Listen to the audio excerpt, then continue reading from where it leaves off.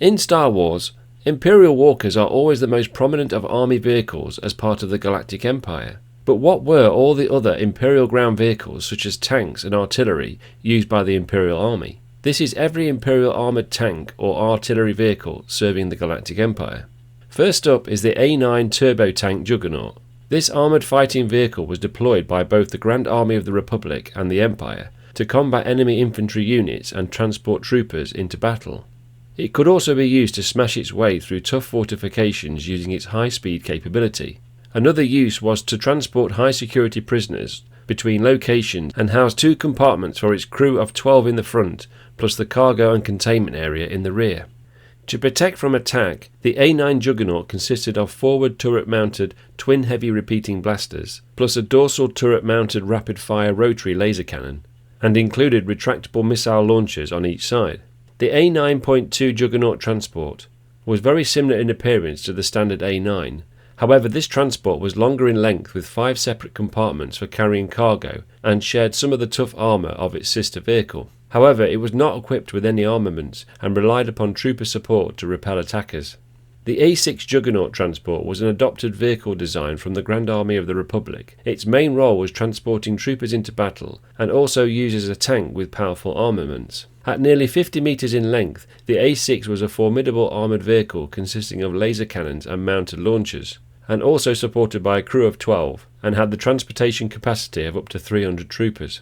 The Fulton-class assault tank was another inherited battle vehicle from the Republic's army, but Imperial forces valued this tank for its powerful ion cannon capability. Often operated by 2 pilots, the Fulton-class assault tank held long-range sensors to detect the enemy. Once targeted, the ion cannon could fire a concentrated beam of energy that drained its target and rendered it inoperable. The Saber-class fighter tank design also came from the Republic era and provided infantry and escort support to Imperial Army units as a light hover tank. The Saber class was a versatile tank with an effective mix of speed and firepower. The Saber class's complement of weapons acted as vital support to troopers in difficult combat scenarios, consisting of heavy laser cannons, mounted launchers, and armour-piercing shells. The Occupier combat assault tank was an Imperial Army design vehicle used for ground assault as well as transporting cargo. The tank offered great manoeuvrability in tight urban streets of occupied cities and would be accompanied by a squad of stormtroopers. Its laser cannons could devastate enemy troops, and the powerful engines could transport heavy cargo. It was also operated by a crew of 3, including a vehicle commander, a driver, and a gunner. The Imperial assault tank was used by the Galactic Empire during the Galactic Civil War against the Rebellion. The Imperial tank design resembled the Trade Federation and the Separatist droid army tank models. The light Imperial Repulsor tank was the inexpensive version of this class of tank. It was operated by a crew of 2, the tank driver and a gunner to fire the single medium blaster. It held additional space for transporting Imperial Army personnel and officers. The medium version of the Imperial Repulsor tank was more heavily armed to include medium blaster cannons, as well as a heavy repeating blaster. Its role was intended for Imperial Army platoon officers to command their field units. This version relied on a crew of 3 to operate, an officer of the rank of lieutenant, a tank driver and a gunner. The heavy Imperial Repulsor tank was a common sight of the Imperial-class tank. Its powerful armaments consisted of a mounted heavy laser cannon and a medium blaster cannon. The tank required a crew of 4 to operate, a tank driver, 2 gunners, and a commanding sergeant. Early units produced of this tank were mostly assigned to the 1st Death Star and the Imperial Hammer's elite armour unit. Like so many of the Republic Army designs, the Empire's Imperial Artillery Corps utilised the self-propelled heavy artillery, which was the largest of ground-based weapons. It used its 12 legs when manoeuvring between firing positions to attack the enemy target. Operated by a crew of 30, the self-propelled heavy artillery's heavy turbo blaster beam was so powerful it was able to punch through starship shields.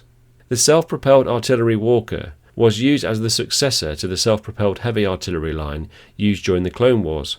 The medium artillery Walker was fitted with long-range variable turbo laser cannons, with better versatility for missions due to its manoeuvrability. It also consisted of 12 light anti-infantry blasters which fired from its ventral surface of the vehicle when in use.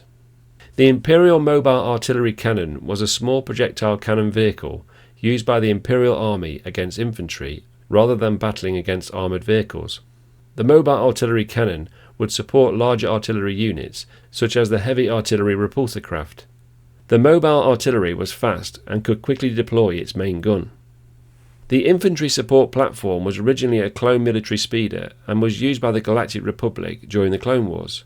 Its turbofan and repulsors made it maneuverable in tough terrain.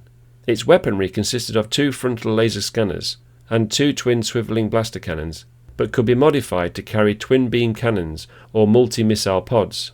It was briefly used by the Empire, but phased out to new vehicle designs. So that's every Imperial Army tank and artillery vehicle in the Galactic Empire I could find, but let me know if I missed any. Subscribe and hit the notification button if you like these Imperial Army videos. As always, thanks for watching.